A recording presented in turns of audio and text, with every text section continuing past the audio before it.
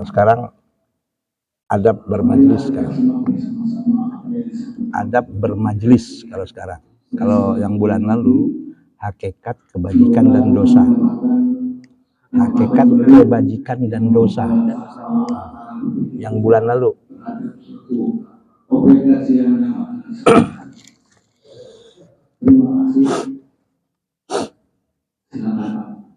Ya.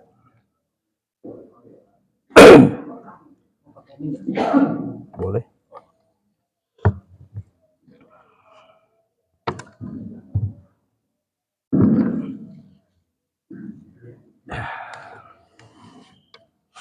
Udah mulai belum nih? Sudah. Assalamualaikum warahmatullahi wabarakatuh. Bismillahirrahmanirrahim. Alhamdulillahirabbil alamin. Wassalatu wassalamu ala asyrafil anbiya'i wal mursalin.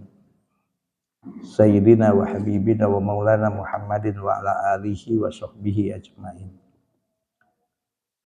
Asyhadu an la ilaha illallah wahdahu la syarikalah wa asyhadu anna Muhammadan abduhu wa rasuluh. Faqad qala Allah Ta'ala fi kitabihil karim wa huwa asdaqul qailin. A'udzu billahi minasy syaithanir rajim. Bismillahirrahmanirrahim. Yarfa'illahu alladhina amanu minkum walladhina utul ilma darajat wa qala alaihi ssalatu wassalam may yuridillahu bihi khairan yufaqihu fiddin. Hadirin dan hadirat Bapak dan Ibu yang dimuliakan oleh Allah Subhanahu wa taala.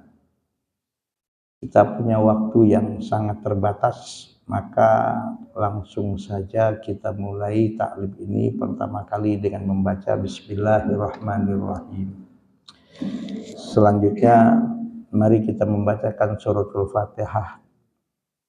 Bertawassul dengan kita membacakan suratul Fatihah ini dan dengan keberkahan dari surat Al-Fatihah ini, kita doakan orang-orang tua kita, guru-guru kita, keluarga kita, sanak famili kita, orang-orang yang pernah berjasa dalam kehidupan kita, atau siapapun jamaah kita, atau siapapun yang pernah menyumbangkan sebagian hartanya, tenaganya, pikirannya, waktunya untuk masjid Rizqan Hasanan ini yang telah meninggal dunia. Mereka-mereka yang telah meninggal dunia kita doakan mudah-mudahan Allah Subhanahu wa taala ampuni segala dosa, kesalahan dan kekhilafan selama hidup mereka. Allah Subhanahu wa taala terima semua kebaikan dan amal soleh yang dilakukan selama hidup mereka.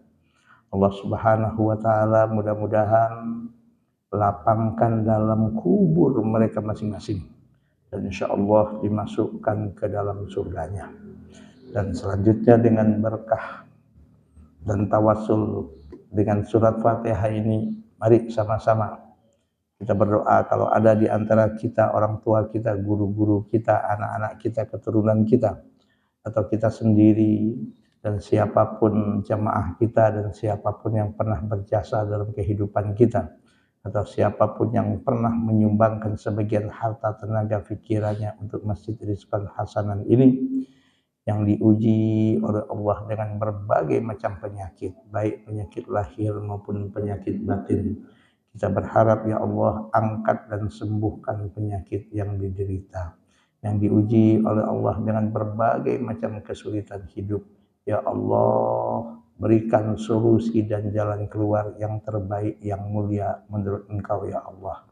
Dan kita berharap mudah-mudahan kita semua selalu dalam keadaan sehat lahir dan batin, dimudahkan dalam segala urusan, diluaskan dan diberkahi rezeki yang didapat, sehingga menjadi rezeki yang halal, rezeki yang berkah, yang membawa kepada kemuliaan hidup dunia dan akhirat.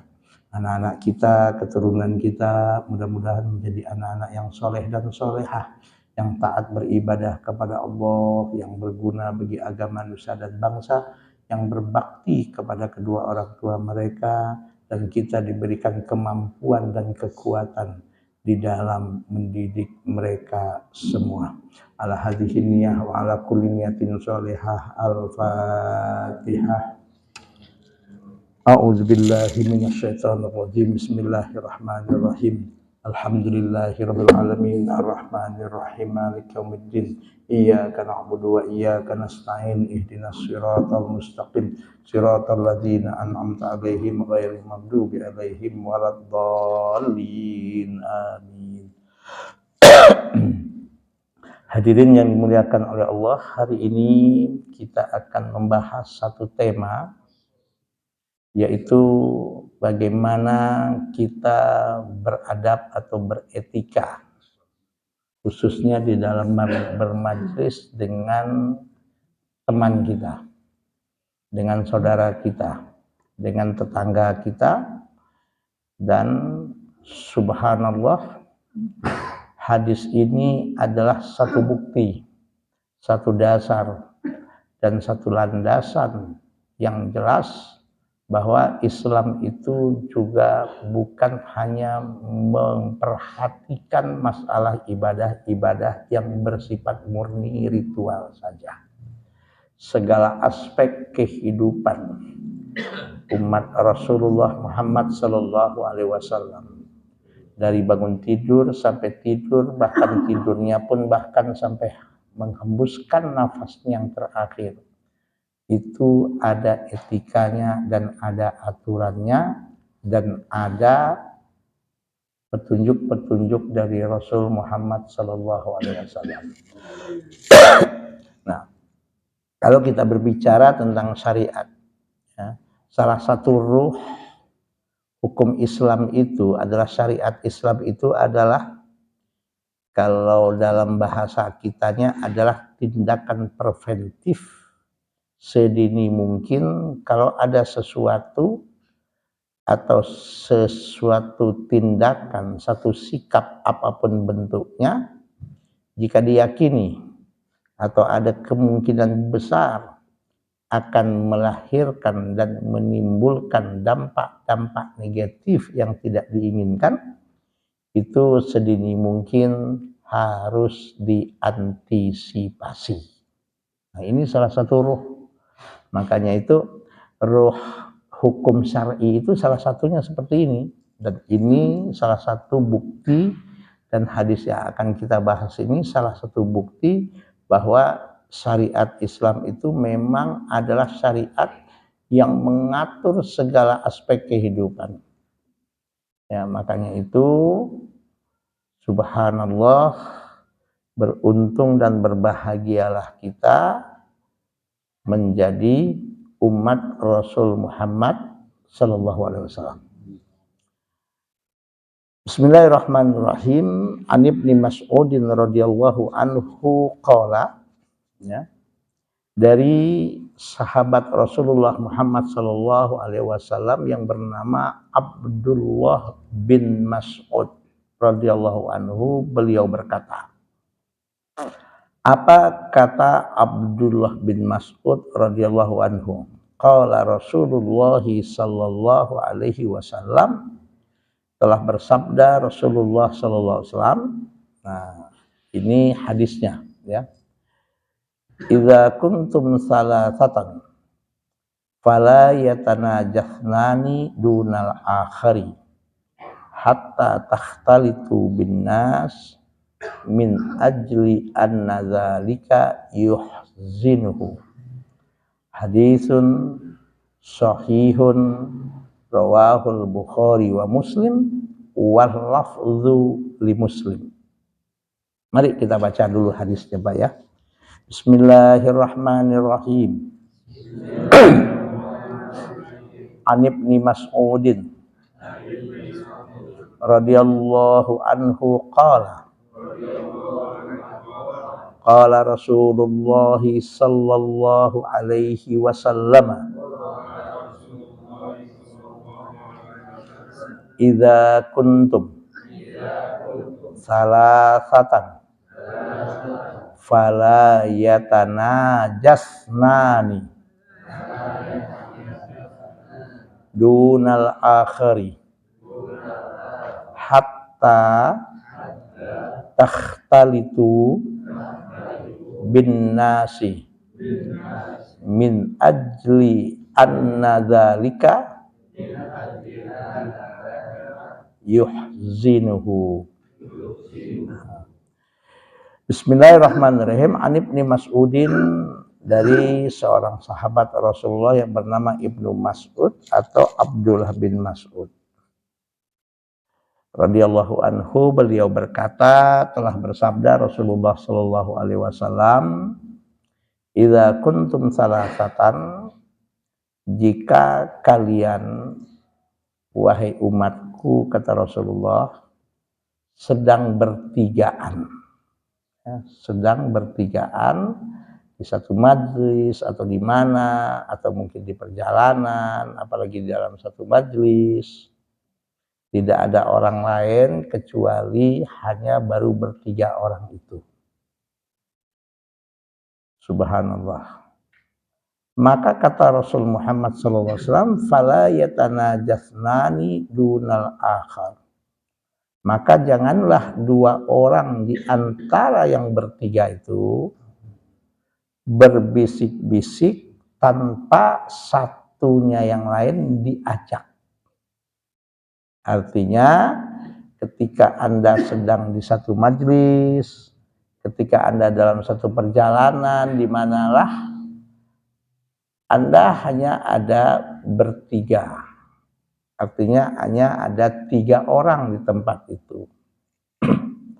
Nah, etika dan apa yang diajarkan oleh Rasul kepada kita sebagai umatnya, fala yatanajasnani dunal akhar. Janganlah dua orang di antara yang bertiga itu saling berbisik-bisik, ya, saling berbicara sesuatu yang mana teman yang satu nggak diajak ngomong gitu. Teman yang satu nggak diajak ngomong. Kalau kata orang Betawi, yang berdua tuh ngomong aja, yang satu nggak diopenin, didiamin aja, dicuekin. Subhanallah, sampai hal kayak gini diatur dalam Islam. Ini kan sudah hal teknis ini. Hal teknis dalam menjaga perasaan.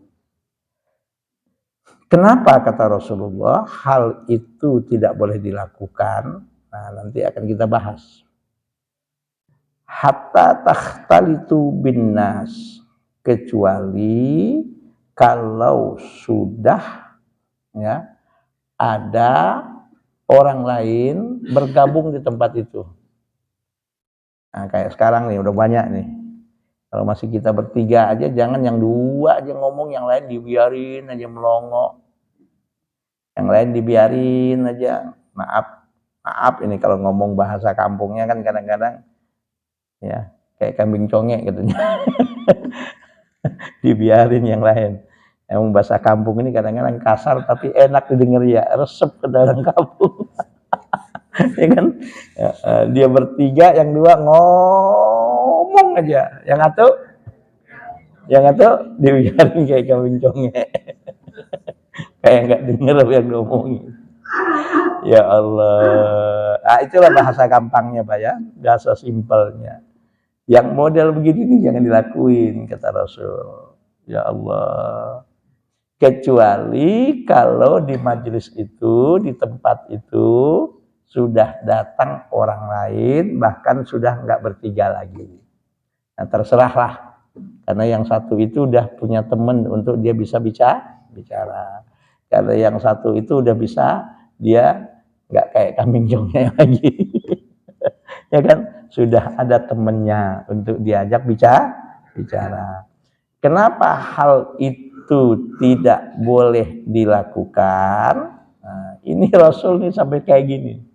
Min ajli anna dzalika yuhzinuhu. Karena jika engkau melakukan hal ini kata Rasul, itu yang pasti, yang sudah pasti ya, yang satu yang enggak diajak ngomong itu pasti sedih dan membuat dia sedih. Ya kan loh? Ya kalau sedih aja masih mending. Kalau gue dicuekin masih mending kalau cuma sedih doang. Kalau lahir timbul perasaan-perasaan yang lain-lain. Kalau cuma merasa sedih doang sih masih mending dah. Ini seminimal mungkin kata Rasulullah. Hal yang seperti itu bisa bikin orang yang satu tadi bikin dia sedih. Ya Allah, galau kalau ya Allah, kalau galau aja masih mending. Kadang-kadang tersinggung ya Pak ya. Kalau tersinggung aja kadang-kadang masih mending. Lahir prasangka-prasangka yang negatif yang semestinya tidak harus ada. Nah, ini dahsyatnya bagaimana Rasul Muhammad Sallallahu Alaihi Wasallam di dalam ajaran Islam betul-betul mewanti-wanti betul jangan sampai terjadi pada diri kita hal-hal yang bisa merusak ukhuwah, yang bisa merusak persatuan, yang bisa membuat kita pecah, yang bisa membuat silaturahim di antara kita tidak terjaga. Sampai segininya Islam dan Rasulullah khususnya dalam menjaga yang namanya kesatuan dan persatuan. Nah, kalau sekarang apa yang terjadi? Coba lihat, ya Allah, bukan cuman begini yang dikerjain sekarang, fitnah sana, fitnah sini, adu domba sana, adu domba sini. Ya Allah, kadang-kadang maaf, ada kelompok-kelompok manusia nyari makannya dengan cara begitu. Ngaku Islam, kadang-kadang ngomong, gue gini-gini udah haji loh. Iya, gue gini-gini udah haji 2 kali lagi, umroh berkali-kali. Kerjaannya nyari makannya dengan cara mengadu domba orang, dengan cara ya Allah menghancurkan kesatuan dan persatuan dan menghancurkan ukhuwah. Subhanallah.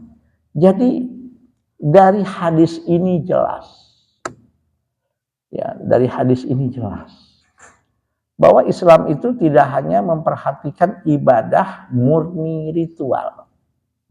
Yes, ibadah murni ritual yang dikenal dengan istilah ibadah mahdoh seperti sholat perlu dan sangat penting. Benar, gak salah. Alhamdulillah sekarang kita sudah masuk tanggal 18 Sya'ban. Alhamdulillah. Udah menjelang akhir bulan Sya'ban. Ya.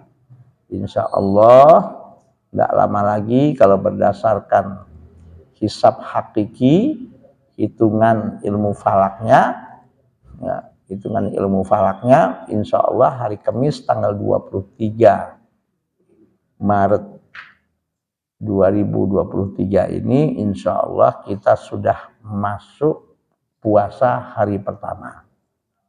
Nah, tapi kalau soal yang mana nantinya ya kita ikut pengumuman resmi dari pemerintah aja, ya, karena ada ulil amri. Dan insya Allah seperti informasi yang saya dapatkan, insya Allah hari Rabu tanggal 22 Maret itu Kementerian Agama akan melakukan sidang isbat. Tapi insya Allah secara teknologi dan ilmu pengetahuan, ilmu falak namanya, ya, atau ilmu astronomi namanya, hitungannya itu kemungkinan besar dan insya Allah kalau secara ilmu ya bisa dipastikan hari Kamis tanggal 23 Maret ini kita sudah berpuasa Ramadan hari pertama. Insya Allah. Yang paling penting mudah-mudahan kita umur panjang, kita sehat walafiat, dan kita berharap mudah-mudahan ibadah kita di tahun ini insya Allah lebih baik dan lebih berkualitas daripada ibadah-ibadah Ramadan di tahun-tahun yang sudah berlalu dalam kehidupan kita.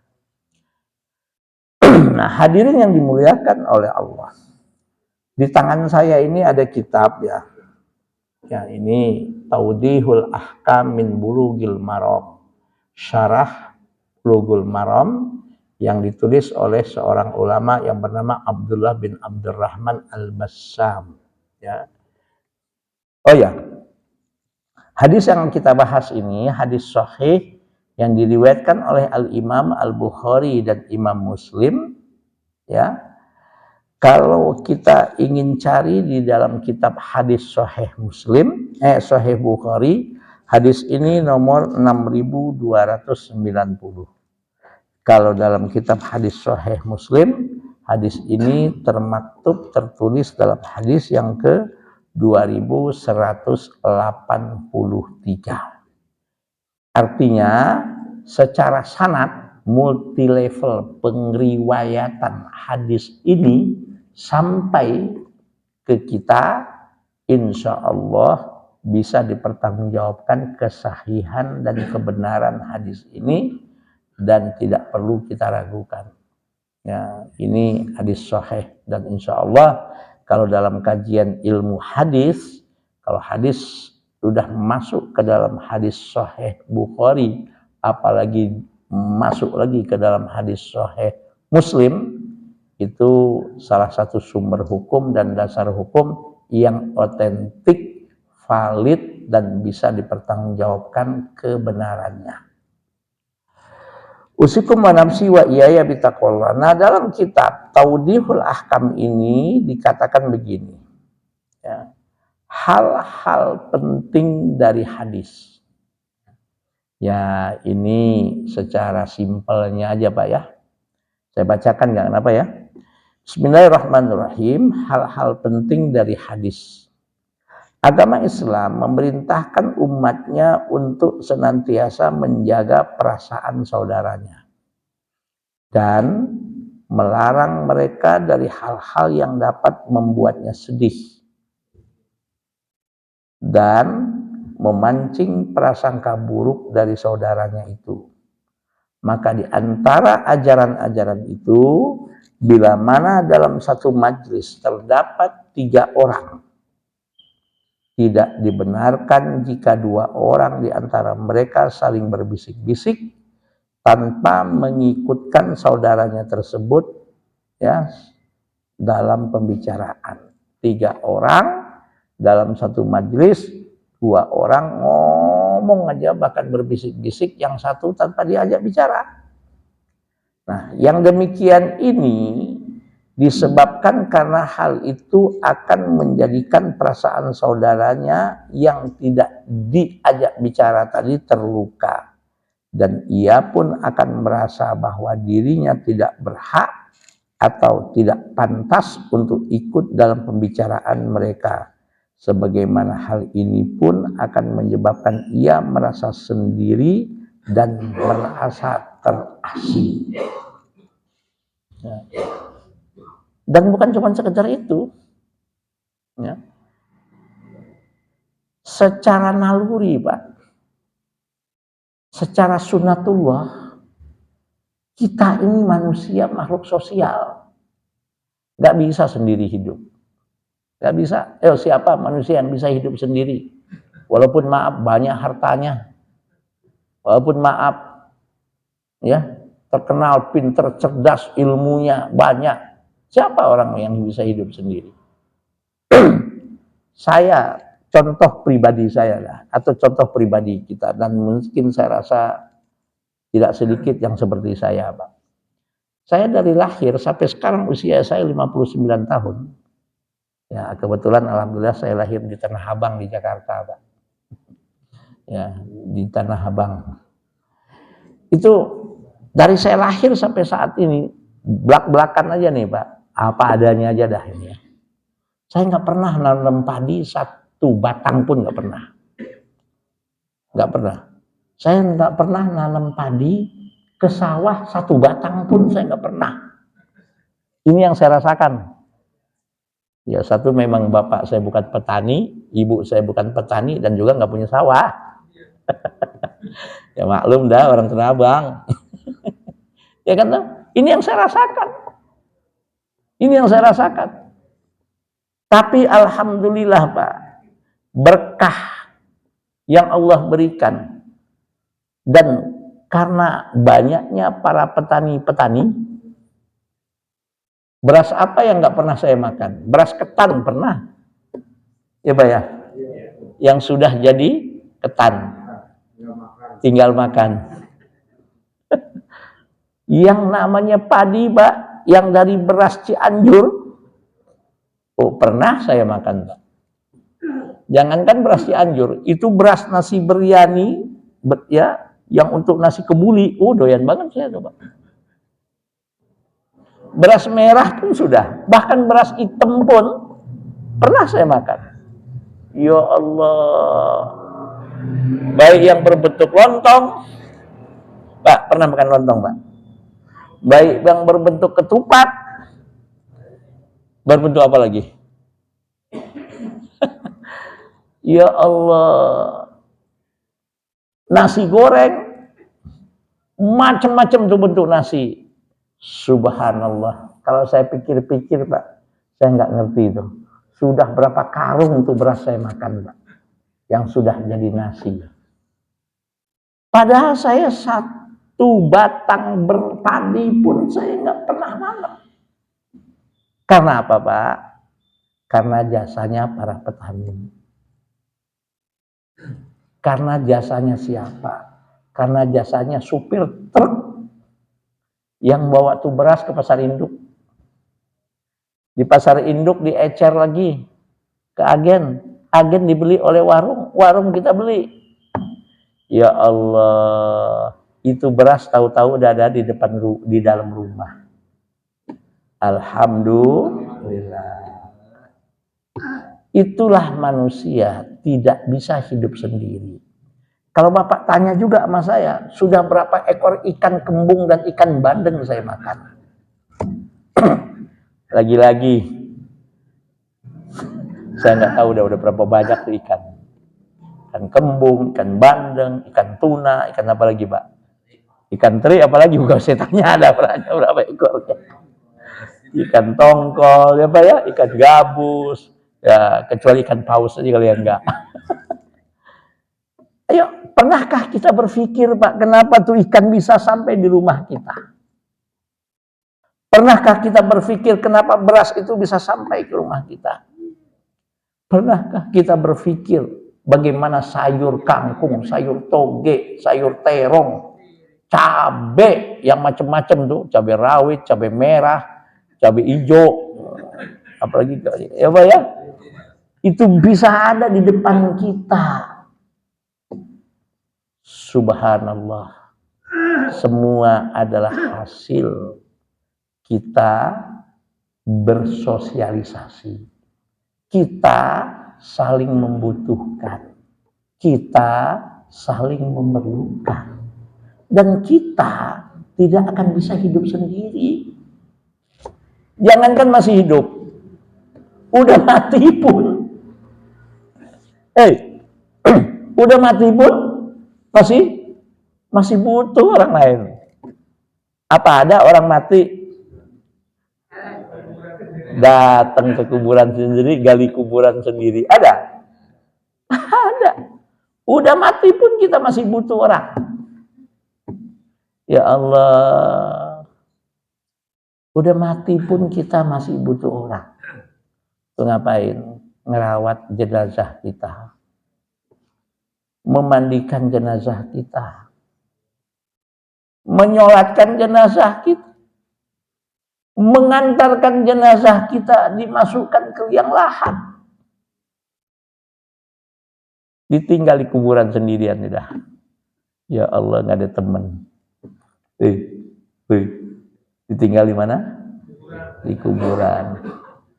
Walaupun profesor, doktor, macam-macam tuh titel, bererot sebelum dan setelah nama, ya kalau sudah mati mah masukin ke liang lahat, diuruk sama tanah, diinjek-injek. Betul? Betul? Mau apapun jabatannya, mau kaya raya, kata orang waktu hidup duitnya nggak berseri, podo wae kata orang Jawa. Mau disombongin. Bahkan sudah dipendem pun kita masih butuh orang lain. ngedoain kita. Betul nggak? Lo jangan sampai udah mati rasain lo mampus lo dulu lo. Justru orang meninggal bersyukur atas kematian kita. Orang kampung gembira, alhamdulillah dia sudah mati. Nggak ada lagi yang gangguin orang kampung. Na'udzubillah min dzalik. Itulah manusia, Pak.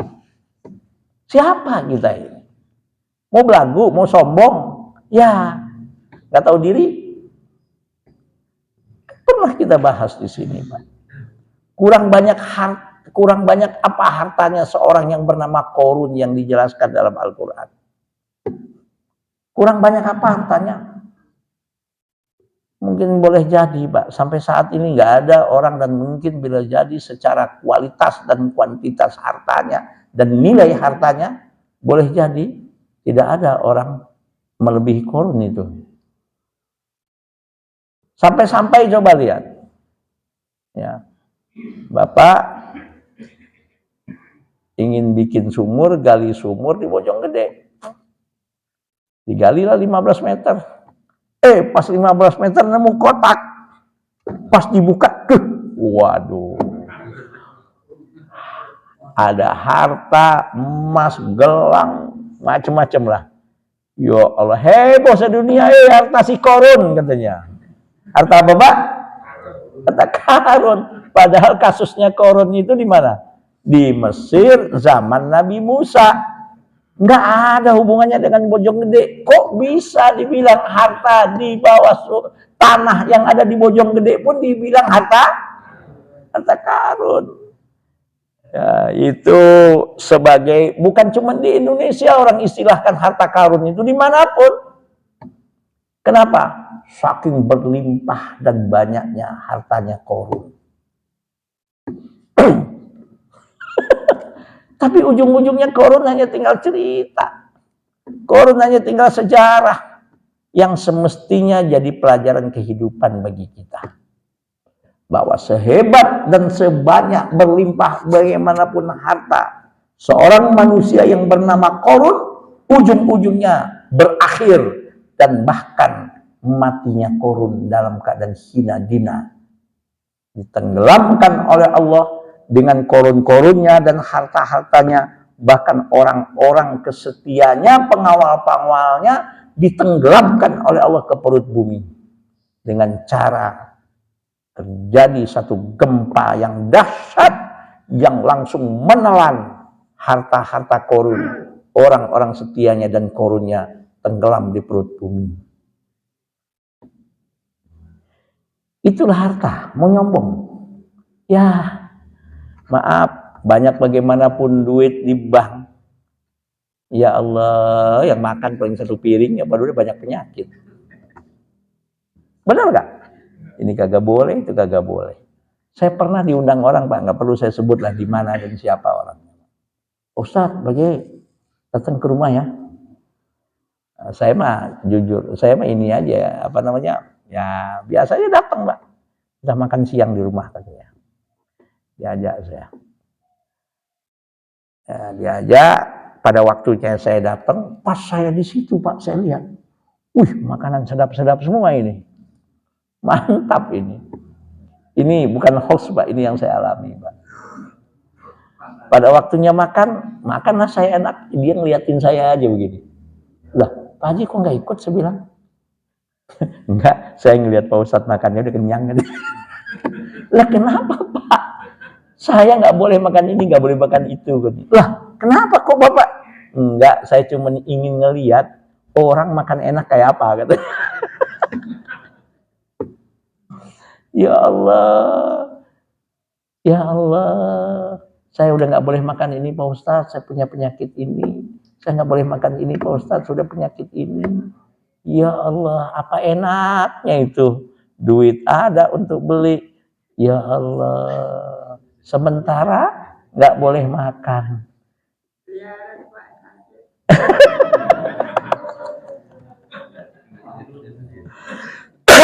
Benar, nggak bohong, Pak. Serius ini, Pak. Pernah saya diundang kayak gitu. Dia ngeliatin saya makan aja, dia begini aja gitu loh, resep dia ngeliatnya. Lah, Pak Haji kok resep nggak makan? Enggak, ya. Saya kepengen ngeliat Pak Ustadz makan enak katanya. Ujung-ujungnya dia ngaku juga. Saya nggak boleh makan ini. Ya Allah, saya bilang rezeki apa yang Allah berikan mas saya. Habis makan udah diapain Pak, dibungkusin, suruh bawa pulang nih, bawa untuk keluarga. Dikasih ongkos lagi pulangnya. Ya.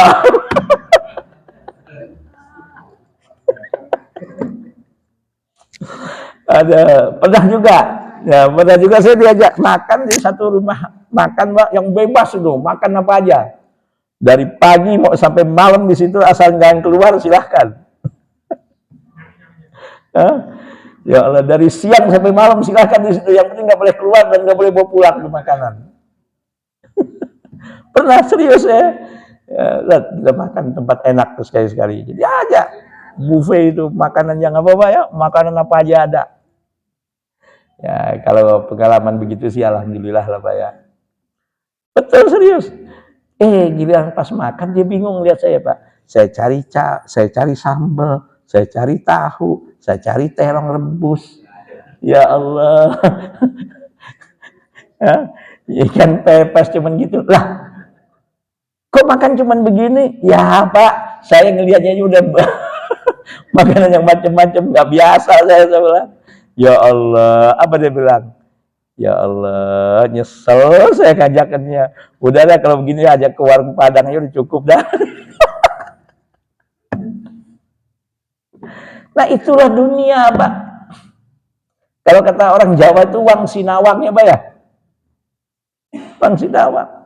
Dan manusia ini makhluk sosial, nggak bisa hidup sendiri.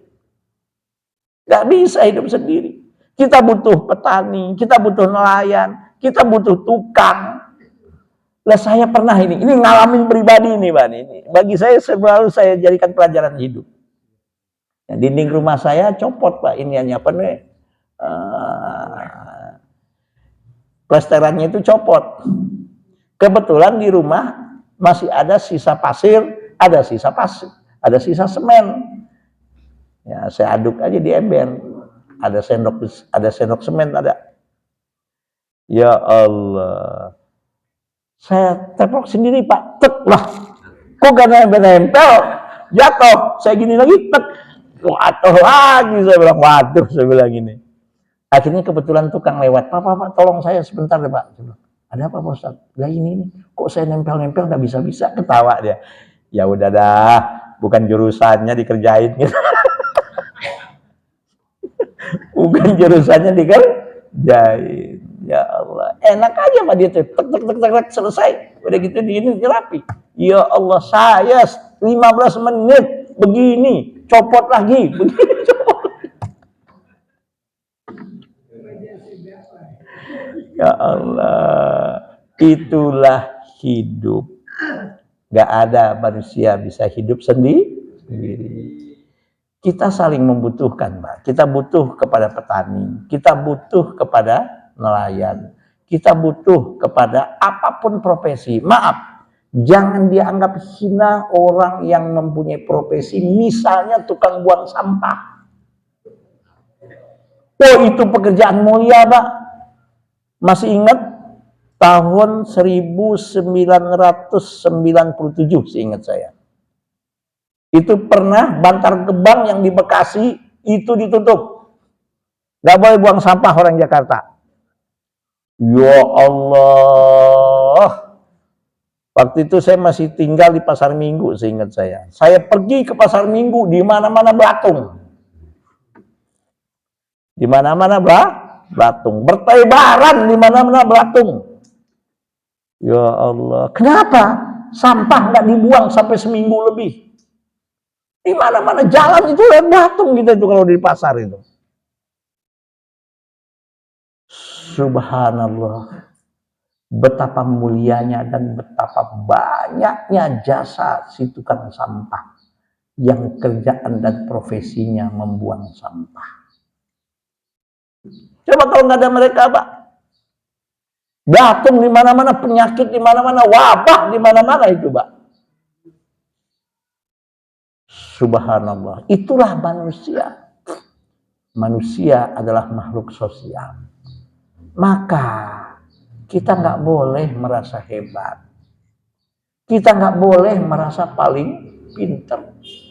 Kita nggak boleh merasa paling berjasa. Karena bagaimanapun kita pasti punya kekurangan. Karena bagaimanapun kita banyak kelebihan, tetangga kita, teman kita, saudara kita, orang lain pasti punya kelebihan. Yang kita justru butuh kelebihan yang ada pada diri dia untuk menutupi kekurangan yang ada pada diri kita. Nah, makanya untuk menjaga kehidupan ini agar selalu berjalan secara stabil, persaudaraan ini, ukhuwah ini terjaga, dan kita akhirnya bisa bersinergi dan bisa sampai ke tujuan kita dalam hidup ini. Tolong hal-hal yang membuat silaturahim, hal-hal yang membuat kesatuan dan persatuan di antara kita hancur lebur sedini mungkin harus kita hindari. Inilah contoh real yang diajarkan oleh Islam yang berlandaskan hadis. Ya kan Pak? Kita hebat bagaimanapun kalau sendiri-sendiri nggak ada kekuatan, Pak. Banyak bagaimanapun uang kita, kalau kita sendiri-sendiri kita nggak ada kekuatan. Tapi kalau kita sudah bersatu, unsur masyarakat apapun profesinya bersatu, tidak ada merasa paling hebat, tidak ada merasa paling berjasa, kita saling membutuhkan. Saya katakan tadi, sudah mati pun kita masih membutuhkan orang lain. Bahkan sudah mayat kita dikubur pun kita masih membutuhkan doa-doa orang-orang lain. Ya kenapa? Kan ada 3 hal yang tidak akan putus setelah seorang itu meninggal dunia. Salah satunya kan waladin sholihin yad'ulahu. Ini hadis sahih. Doa manusia yang soleh, bukan anak kandung, bukan. Saya berani berdialog secara ilmiah. Karena kata-kata walad di sini, Pak, satu bahasanya pakai lafaz walad. Itu kedua. Kedua, lafadznya dengan ungkapan common noun, isim nakirah. Ya, isim nakirah. Kalau anak kandung dalam bahasa Arab itu kalau perempuan bintun, kalau laki-laki ibnun. Tapi hadis ini ungkapannya dengan kata walad. Al-Quran hadis itu berbahasa Arab. Pahami dan simpulkan kesimpulannya menurut pengertian bahasa Arab. Jangan menurut pengertian bukan bahasa Arab. Nah, salah satu yang tidak akan putus setelah seseorang meninggal dunia, kalau dia waktu hidup dia beriman, dan sampai meninggal dunia dia masih tetap menjadi orang beriman dan tidak keluar dan tidak murtad dari imannya. Salah satu yang dibutuhkan oleh seorang mayit, oleh orang yang meninggal, terutama juga termasuk kita nanti setelah kita meninggal, Pak, yaitu doa-doa para sahabat kita, doa-doa orang-orang yang mengenal kita, doa-doa orang-orang yang dengan ikhlas mau mendoakan kita, yang insya Allah itu meringankan dosa dan kesalahan kita waktu kita hidup, yang mudah-mudahan dengan doa-doa mereka, subhanallah, kita ketika pada waktunya dimasukkan oleh Allah ke dalam surganya. Jadi jangankan waktu hidup, sudah mati pun kita masih butuh orang lain. Nah, makanya hadis ini, subhanallah, Rasul Muhammad Sallallahu Alaihi Wasallam mewanti-wanti kepada kita sebagai umatnya untuk menjaga silaturahim. Sampai-sampai ada satu hadis Nabi, Pak. Ini Rasul bilang, la yahillu li muslimin ayyahjura akhahu fawqa salasin. Haram hukumnya bagi seorang muslim memutus silaturahim dan cuek terhadap saudaranya yang seiman lebih dari 3 hari. Nggak ketemu, tapi nggak ketemunya bukan karena nggak sengaja atau bukan karena terpisah, tapi memang dia mau menghindar dari saudaranya itu lebih dari 3 hari. Haram hukumnya, Pak. Bahkan Rasul mengatakan jelas, ini hadis sahih, Pak, la yadkhulul jannata qati'ur rahim. Tidak akan masuk surga siapapun orang yang kerjaannya memutus silaturahim. Nah sekarang kan ada ajaran-ajaran, coba masuk ke dalam ajaran tertentu, kelompok tertentu, merasa benar sendiri, padahal yang dipersoalkan hanya masalah khilafiyah. Orang yang berbeda dengan dia sudah nggak mau kenal, nggak mau tegur sapa. Mending kalau semua nggak mau tegur sapa, lo masuk neraka lo katanya, nggak bener. Lah ini kan Pak cara berpikir yang sehat dan pakai perasaan. Itu Islam itu Pak, kan ada kelompok-kelompok kayak gini. Saya ngalamin kok, ada beberapa jamaah saya yang biasa taklim dengan saya, masuk ke dalam taklim tertentu, saya lihat udah berapa lama saya nggak ketemu dia, sekali ketemu sama saya, cuek aja masih mending. Menghindar Pak, bentrokan, nggak mau salam, saya dulu yang harus salam. Saya selidikin, kenapa? Ngapain gua ngaji mau Ustaz Faisal?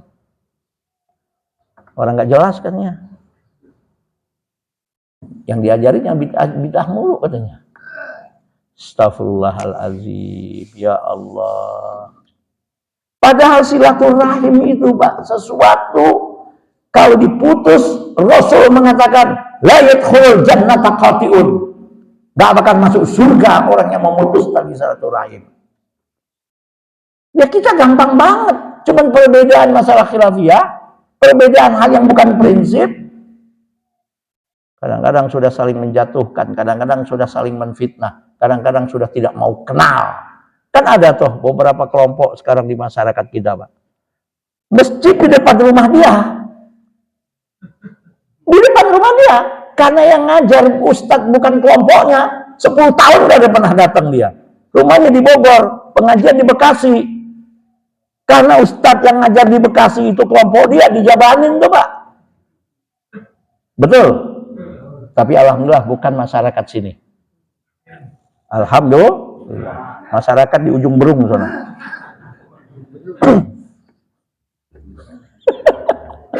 Nah sekarang kalau ada apa-apa yang nunggu apa saudara kita yang ada di Bekasi. Hei, kalau ada apa-apa di rumah.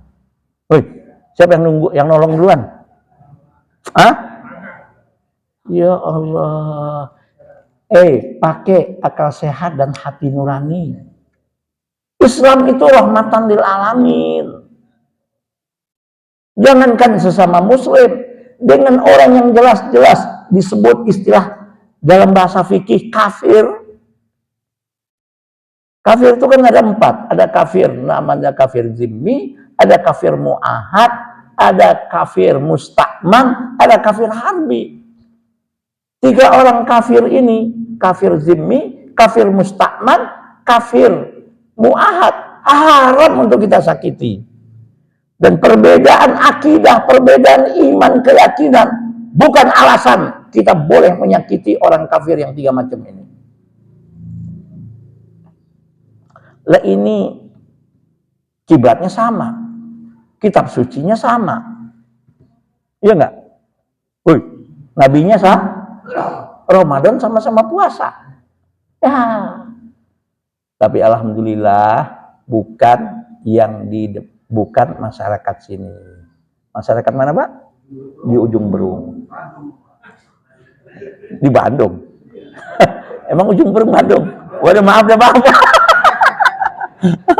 Gak tahu tuh. Kalau bahasa kampung tuh ujung Berung itu udahlah. Di mana nggak tahu dah. Ya Allah. Paham Pak ya? Makanya kata penulis kitab Taudihul Ahkam itu begini. Agama Islam memerintahkan umatnya untuk senantiasa menjaga perasaan saudaranya dan melarang mereka dari hal-hal yang dapat membuatnya sedih dan memancing prasangka buruk dari saudaranya itu. Oke? Oke, yang kedua, dipahami dari hadis ini, jika dalam satu majelis terdapat lebih dari 3 orang, maka tidaklah mengapa jika 2 orang di antara mereka berbisik-bisik tanpa mengikutkan yang lain.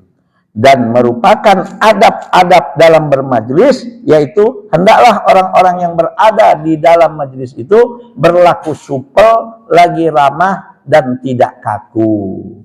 Ya, jaim-jaim ngapain sih?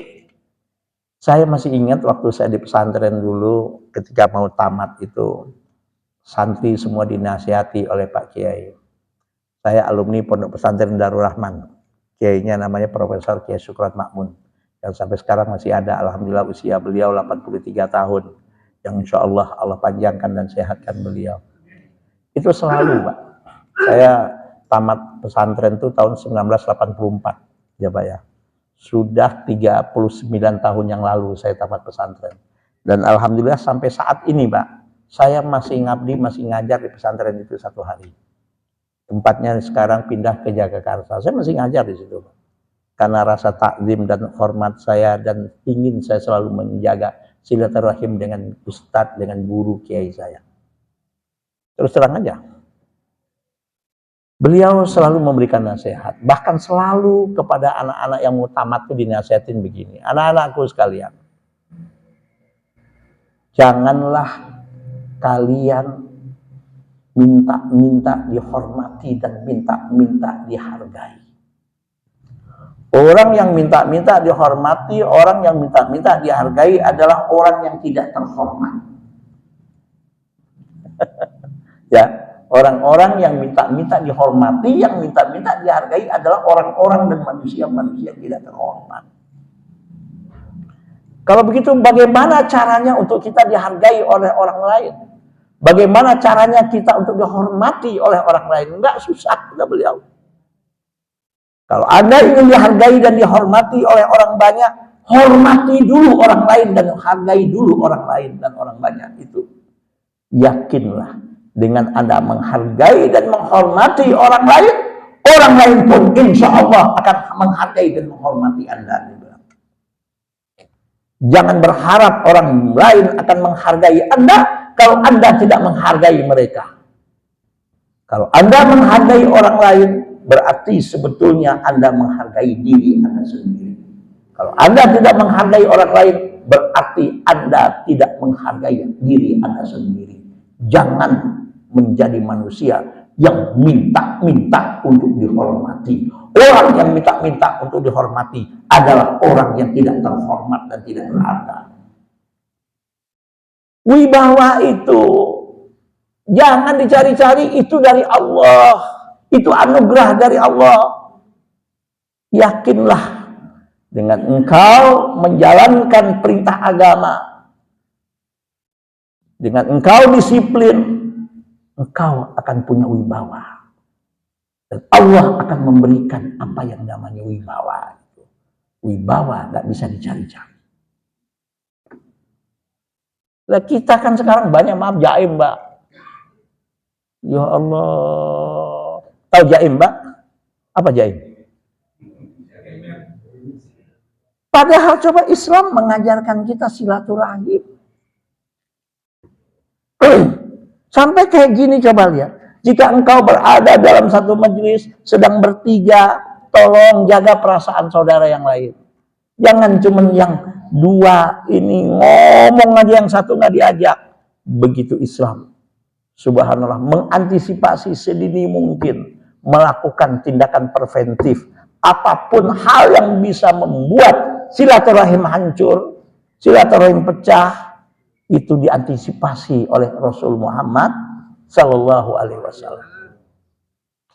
Maka di sini dalam yang ketiga dikatakan termasuk dalam kategori berbisik-bisik yang dimakruhkan, yaitu apabila dalam satu majelis terdapat 3 orang.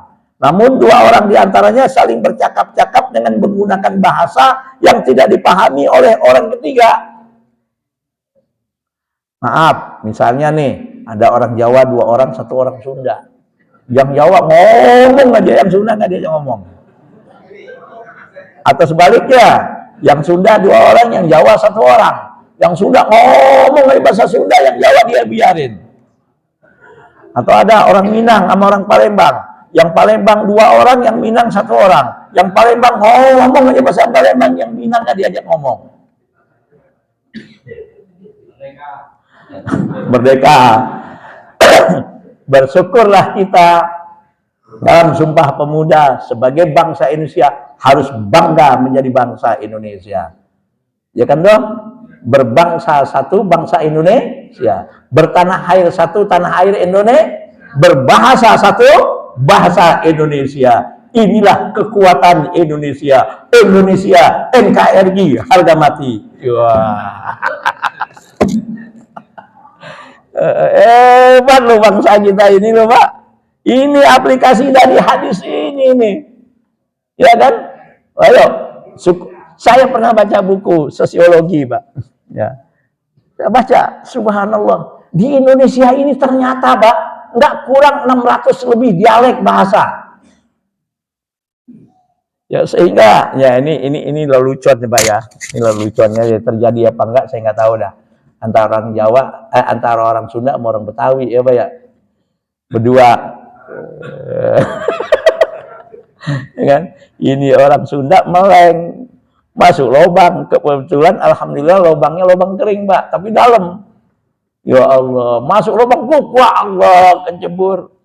Masuk ke lubang. Itu orang Sunda teriak-teriak dari apa?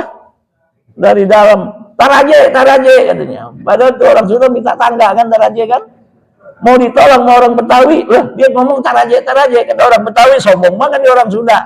Udah jatuh gua mau tolong taraje katanya. Kacau kan Pak ya? Sama orang, ya Allah. Orang Jawa pergi ke Riau kan? Pergi ke Riau lagi sore-sore hari, kebetulan dia tinggal di tempat yang agak-agak di pinggir perkampungan lah. Ya Allah, ini orang Jawa kebetulan santri lagi. Ngelihat babi lewat. Waduh, lagi nongkrong. Babi sing haram punya. Diambil batu, dilempar tuh babi, lari. Teriak-teriak dia, babi Melayu punya. Dia nggak sadar dia ada di kawasan orang Melayu. Kedengaran orang Melayu, waduh ini orang Jawa, baru 1 hari gua dia dikatain babi ininya. Teriak-teriak babi Melayu. Padahal ini orang Jawa cuman ngomong babi lah lari. Orang Melayu sangka dia dikatain babi. Wah, habis tuh orang Jawa. Sama dengan orang apa? Orang Sunda sama orang Minang. Orang Minang kan, Pak, ya maklum orang Minang ini guyonan aja, Pak ini. Orang Minang kan biasanya dagang ya, Pak ya. Yang satu Minang ini nggak bakat dagang. dimodalin bangkrut. Ya Allah, sudahlah, bakatnya kerja, nyari kerja sono sini. Kebetulan lewat satu gudang kertas. Membutuhkan security. Lamar dia. Wah, diterima. Saking girangnya ngomong dia, Ambo jago karate. Saya kerjaan saya jaga kertas. Ambo jago karate itu saya jaga kertas. Kedengeran sama orang Sunda. Waduh, ini si Minang, orang Padang ini belagu banget dibilang jago karate. Dicoba aja sama orang Sunda. Dipukul tuh buat orang Minang itu nggak salah. Dia sombong banget dia bilang jago apa? Jago karate, dipukul. Nangis, sakit teriak, sakit katanya. Sakit itu sakit. Kedengaran orang Sunda, ya baru sakit ya.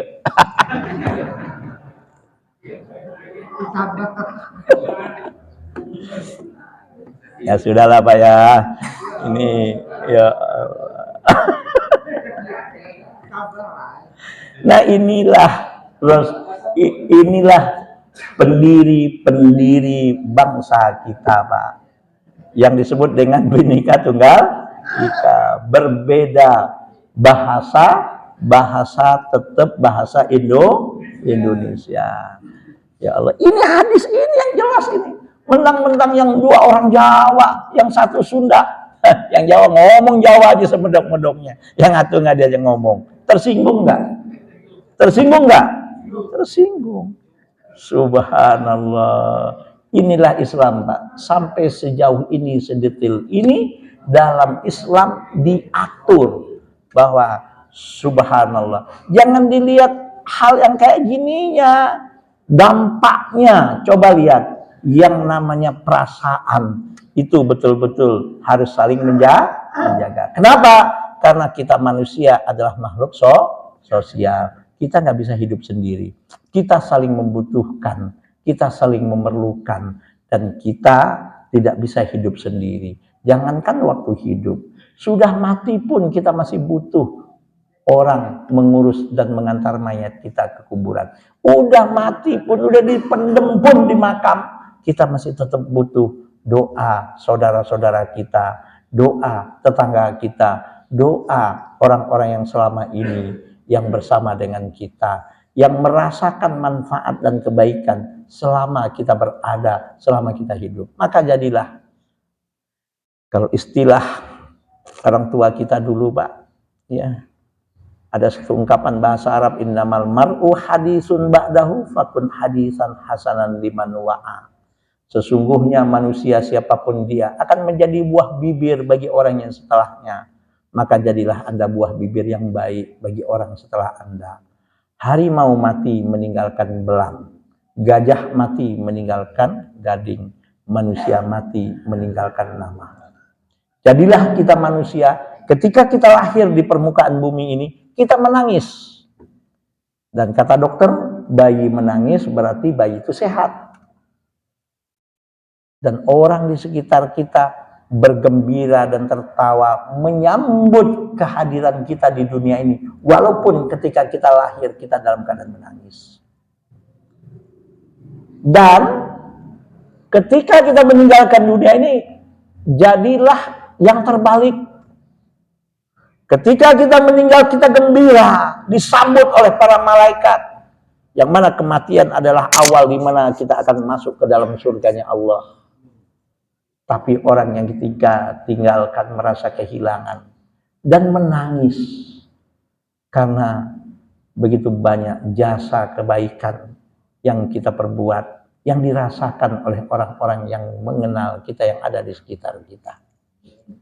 Jangan justru ketika kita meninggal, kita sedih karena kita akan masuk ke dalam, maaf na'udzubillah, nerakanya Allah karena begitu banyak dosa kezaliman yang kita lakukan, yang kita nggak sempat bertaubat. Sementara orang yang mendengar kematian kita dan yang melihat kematian kita bersyukur, alhamdulillah dia udah nggak ada. Na'udzubillah. Nah, mudah-mudahan apa yang kita bahas ini menjadi ilmu yang bermanfaat. Dan terakhir di sini dikatakan secara zahir hadis ini mengisyaratkan akan haramnya perbuatan yang telah disebutkan. Karena sesungguhnya asal dari pelarangan itu adalah pengharaman.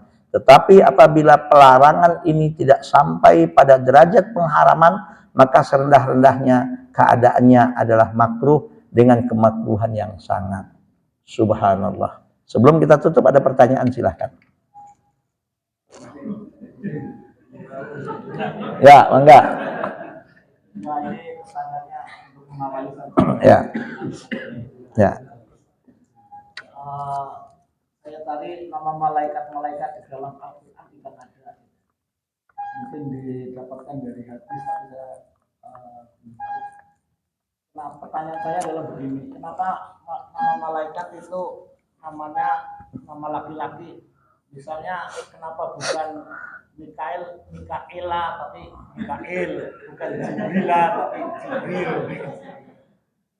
Padahal kalau menurut Ustadz malaikat tidak mempunyai jenis kelamin baik laki-laki atau perempuan. Iya. Bapak tahu dari mana itu nama laki dan perempuan? Bisa memastikan? Ya kalau ada anak. Ya nggak usah jauh-jauh lah, orang Indonesia, Pak. Nama ada satu nama laki-laki make, perempuan make. Dwi misalnya. Dwi ya Pak ya? Dwi, laki-laki ada, perempuan ada. Ayo gimana Pak? Ya kalau Mikail biasanya Mikail nama cowok. Iya, enggak artinya, tapi itu orang memakai nama laki-laki. Tapi kan Bapak enggak, kita nggak bisa memastikan. Jadi bahasa itu seperti Dwi aja, Itu bahasa Indonesia kan? Ada yang pakai Dwi nama perempuan, ada Dwi yang nama laki. Itu loh, Pak. Ya, itu kan hanya kebiasaan bahasa aja. Ya, Pak ya. Oke? Silakan dari rekan-rekan. Waduh, mantap. Yang penting mulai ini aja ya, Pak ya. Paham bisa dijawab, Pak? Jadi kalau soal nama itu ya tergantung kearifan lokal aja. Ya, Pak ya. Kayak kearifan lokal orang Indonesia, bukan cuma Dwi, ada nama lain lagi, Pak. Apa? Endang. Endang itu bahasa nama Jawa ya. Endang itu ada laki-laki, ada perempuan. Ibu Endang, Pak Endang, ada. Apalagi? Nasution. Oh, itu marga. Lain. Oke, banyak ya, Pak ya. Jadi itu hanya kearifan lokal di masyarakat saja. Oke? Ada lagi? Nggak ada? Cukup? Ya, apa, Pak? Bagaimana kalau kita dijolimi sama orang itu, Pak? Kita mau baik dengan dia, Pak? Gini, Pak ya. Kalau kita dizolimi oleh orang, ya memang di dalam Islam itu wajaza'u sayyi'atin sayyi'atun misluha. Balasan satu kejahatan adalah dengan kejahatan yang setimpal. Tapi faman afa wa aslaha fa ajruhu 'ala Allah. Walaupun dia merasa dia dizolimi, tapi dia memaafkan. Bahkan dia pertama kali yang mengajak damai. Subhanallah. Itu orang mulia sekali, kata Allah. Dan pahala dan ganjarannya hanya Allah yang tahu berapa ganjaran dan pahala yang Allah berikan kepada dia. Nah, kalau kezoliman yang dilakukan oleh seseorang kepada orang lain, lihat bentuk kezolimannya. Ada kezoliman yang kita tidak bisa membalas kecuali harus ada penegakan hukum. Pelanggaran-pelanggaran yang ada pasalnya. Ya. Jangan kita melakukan sendiri, Pak. Kalau kita melakukan sendiri, maaf, bisa kacau kehidupan dunia ini. Jadi ada kezaliman-kezaliman, kriminal-kriminal yang kita sebagai rakyat, sebagai masyarakat, walaupun kita yang jadi korban, kita nggak bisa membalasnya. Yang melakukan pembalasan adalah siapa? Aparat hukum yang sudah jelas apa pelanggaran hukum yang dilakukan oleh dia. Oh, ada yang bilang, oh sekarang aparat hukum sekarang nggak bisa dipercaya. Ya, walaupun kondisi seperti itu, kita sudah berusaha atau belum? Sebab kalau semua kejahatan kriminal yang dilakukan oleh seseorang, kemudian orang lain boleh membalasnya langsung, ya kacau nggak dunia ini, Pak? Kacau nggak negara ini? Kacau nggak masyarakat ini? Justru adanya pemerintah, adanya aparat dan penegak hukum, itu fungsinya adalah untuk melakukan tindakan-tindakan yang seharusnya, ya, yang seharusnya dia lakukan tindakan. Kalau ada kriminal yang seperti itu, sebab kalau dia biarkan, apalagi maaf kalau aparat hukum itu misalnya orang-orang yang sudah terbeli, ya nggak akan damai negara ini, nggak akan damai dunia ini. Nah, aparat-aparat dan penegak hukum itu kan orang-orang yang dibayar oleh negara yang tugasnya untuk membuat kedamaian di satu bangsa, di satu negara, di satu masyarakat. Oke, Pak ya? Jadi ada kezoliman yang kita tidak bisa melakukan tindakan kecuali oleh aparat hukum yang sah. Sebab kalau dibiarkan, ya kacau negeri ini, kacau kehidupan masyarakat ini. Nah, disitulah perlunya yang disebut dengan supremasi hukum. Ya, kalau soal nanti aparat hukumnya bla bla bla bla bla itu kasus lain lagi. Ya, Pak ya? Ada pertanyaan yang lain? Enggak, kalau enggak cukup ya. Ya. Ya. Dalam konstitusi negara kita kan jelas dari Undang-Undang 1945 bahwa Indonesia ini adalah negara yang mempunyai landasan hukum yang jelas dan kita semua setuju bahwa kita tidak mengakui adanya penjajahan di permukaan bumi ini, apapun bentuk penjajahan. Nah, yang terjadi yang namanya Israel sekarang kan semua udah jelas kok, tahu semua kok apa yang dilakukan oleh Israel ke Palestina. Ini kan ketika pertama datangnya orang Yahudi, orang Israel ke Palestina, sekarang kan nggak kayak sekarang, coba. Ini kan setelah kasus 1948, kemudian yang terakhir 1967 kan. Kondisi Palestina seperti ini, dijajah. Dan kebetulan alhamdulillah saya pernah ke Palestina, Pak. Saya melihat betul bagaimana kondisi umat itu di daerah Hebron misalnya. Di masjid, di sekitar masjid namanya Masjid Hebron Ibrahimiyah. Terjadi betul yang namanya timpangan kayak begini, Pak. Bagaimana kondisi umat Islam di situ? Antara orang Hebron mau pergi ke Yerusalem aja ada yang namanya tembok besar, belum lagi dijaga, nggak bisa itu. Mau masuk Masjid Baitul Maqdis pun yang namanya Masjidil Aqsa orang Palestina itu nggak bisa, kecuali kalau umurnya sudah 50 ke atas. Baru bisa masuk itu, Pak. Dijaga ketat. Pintu yang bisa masuk hanya 2 pintu. Nah, kalau kita orang asing pendatang nggak ada masalah. Tapi yang orang Palestina sendiri, mau laki mau perempuan, Pak, saya lihat langsung bagaimana itu tindakan tentara Israel itu terhadap perempuan muda yang mau masuk Masjidil Aqsa. Nah, soal yang namanya apa yang Bapak tanyakan tadi, kita bukan tidak menghargai orang Israel, dia manusia. Tapi persoalannya ini yang sedang terjadi, konstitusi negara kita adalah kita tidak mengakui penjajahan selama masih dilakukan ke rakyat Palestina. Gitu loh, Pak ya.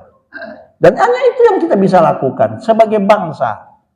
Bukan kita bicara hanya sebagai umat Islam, sebagai bangsa, sebagai manusia. Bahwa negara Indonesia adalah negara yang tidak mengakui bentuk apapun penjajahan yang ada di permukaan bumi ini. Dan itu konstitusi kita. Betul nggak, Pak? Oke? Selesai? Oke. Mudah-mudahan apa yang kita bahas ini menjadi ilmu yang bermanfaat. Mudah-mudahan kita bisa menjaga silaturahim di antara kita, ukhuwah di antara kita, persatuan dan kesatuan di antara kita.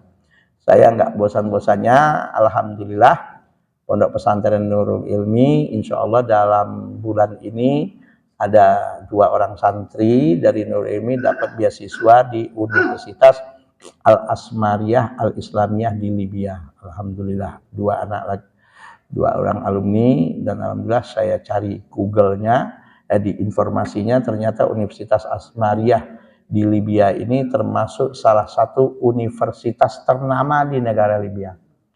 Mempunyai 19 fakultas. Alhamdulillah santri kita tahun ini dapat 2 orang dapat beasiswa ke situ. Yang saya cari informasi, alhamdulillah kuliahnya gratis, biaya hidup gratis, dan juga buku-buku kurikulum gratis. Bahkan setiap bulan ada uang saku untuk mahasiswanya. Dan saya mohon doa, Pak, mudah-mudahan pesantren Nurul Ilmi ini senantiasa menjadi tempat yang penuh dengan keberkahan dari Allah Subhanahu wa taala, alumni-alumninya, para wali santrinya, guru-gurunya, mudah-mudahan senantiasa dapat lindungan, rahmat, ridho dan keberkahan dari Allah Subhanahu wa taala, dan diberikan kemudahan oleh Allah. Kalau ada di antara keluarga saudara Bapak yang mungkin masih mau masukin anaknya, silahkan. Ya, saya bersyukur baru 4 angkatan yang lulus. Subhanallah, sudah hampir 20 anak dapat beasiswa kuliah ke perguruan tinggi. Baik perguruan tinggi di luar negeri maupun di dalam negeri, swasta dan negeri. Kalau yang untuk di perguruan tinggi negeri udah banyak, Pak. Ada yang di UNJ, kalau UIN tuh UIN Malang, UIN Cirebon, UIN Serang. Alhamdulillah sudah ada, ya. Terima kasih atas doa selama ini. Jadi kalau ada yang masih anaknya, keluarganya, saudaranya yang ingin masuk pesantren, silahkan. Ya, Nurul Ilmi ini pertama kali yang menjadi pengawasnya itu Ibu Sururoh. Tahulah dari nol. Alhamdulillah sekarang sudah meluluskan 4 angkatan aliyah. Dan alhamdulillah anak-anaknya pun di masyarakat saya bersyukur. Kalau Bapak nggak percaya silakan. Di Jalan Pemda itu ada sekolah Islam terpadu namanya Ar-Rahman. Itu alumni kita, Pak. Ada 5 orang jadi guru di situ, Pak. Padahal baru cuma tamat pesantren. Ketika masuk itu saingannya jangan S1, Pak. Nah, tapi tetap mereka saya panggil, kamu belum S1, tetap cari waktu untuk kamu kuliah, minimal kamu S1, saya bilang. Dan alhamdulillah di masyarakat pun alumni-alumninya sudah ada yang khutbah Jumat. Bahkan di masjid ini ada beberapa alumni Nurul Ilmi baru tamat setahun 2 tahun sudah jadi khotib di masjid ini. Ya salah satunya Ustaz Yogi nih ya. Ini udah khotib kemana-mana nih Pak. Ini baru alumni 2 tahun, jalan 2 tahun. Alhamdulillah, saya bersyukur, mohon doa, mudah-mudahan. Oh ya, kemarin ada lomba KKM 1 Bogor, itu ada 19 sampai 22 madrasah aliyah KKM 1 Bogor. Nurul Ilmi itu perlombaannya alhamdulillah di peringkat kedua setelah MAN 1 di Bogor Cibinong. Kita dapat apa namanya? Dapat piala peringkat kedua. Bulan Januari kemarin ya ada perlombaan di Darul Mutakin, itu ada 20 pesantren lebih. Alhamdulillah anak-anak kita Pak juara umum membawa 32 piala. Betul. Dan Hari Santri 2022 kemarin di tingkat Kecamatan Bojonggede, alhamdulillah anak-anak kita juara umum juga. Ya, alhamdulillah ini bukan hoax, kalau nggak percaya silahkan tanya. Ya, prestasi anak-anak kita, alhamdulillah saya minta doa dan terima kasih, mudah-mudahan bukan cuma di pondok tapi juga nanti di masyarakat, mudah-mudahan bisa memberikan hal yang bermanfaat dan kontribusi untuk agama, bangsa dan negara ini. Maaf lahir dan batin. Subhanakallahumma wa bihamdika asyhadu an la ilaha illa anta astaghfiruka wa atubu ilaik. Assalamualaikum warahmatullahi wabarakatuh.